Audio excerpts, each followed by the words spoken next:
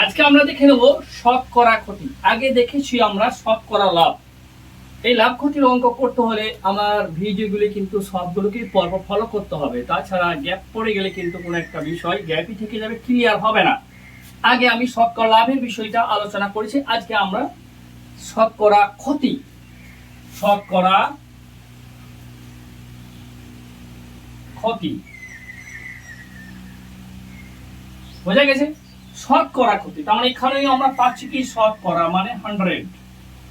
এই 100 ওভার কত ক্ষতি, যেমনটা লাভের ক্ষেত্রে দেখানো হয়েছে যে মোট লাভের উপর 100% সমান কত বের কত হয়, ঠিক এখানেও তাই। মোট ক্ষতি সেখান থেকে কিভাবে 100 টাকার ক্ষতিটা বের করা যায় সেটাই হচ্ছে শতকরা ক্ষতির পরিমাণ। এক্সাম্পল নিলে বিষয়টা আরো ভালো ক্লিয়ার হবে। ধরা যাক কোন একটি দ্রব্য 200 টাকায় ক্রয় করে 150 টাকায় বিক্রি করা হলো।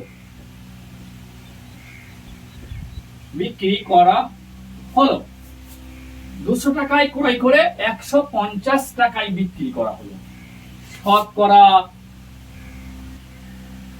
ক্ষতি কত? ঠিক আছে, এখানে এমনও বলতে পারে তোমাকে একটু বোকা বানানোর জন্য যে 200 টাকায় একটি দ্রব্য ক্রয় করে 150 টাকায় বিক্রি করা হলো, শতকরা লাভ বা ক্ষতি কত হলো।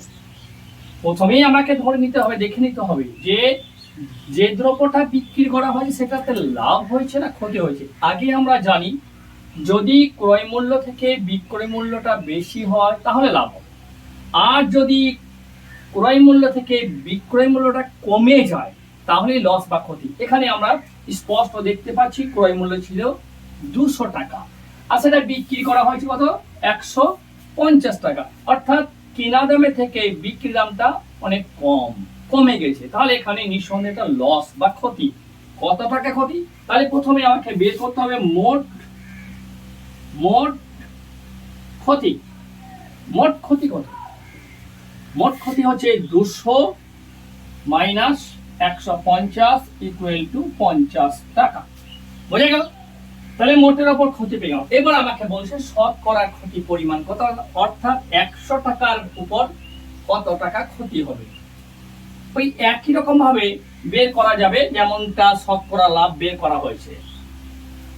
যদি আমরা ছক করি তাহলে ছকে আমরা এভাবে ক্রয় আর একদিকে ক্ষতি। মনে রাখবে লাভ বা ক্ষতি দুটোই কিন্তু ক্রয় মূল্যের উপর থেকে বের করতে হয়। ক্রয় কত ছিল 200 টাকা, ক্ষতি কত হয়েছে আমরা পেয়েছি টোটাল 50 টাকা।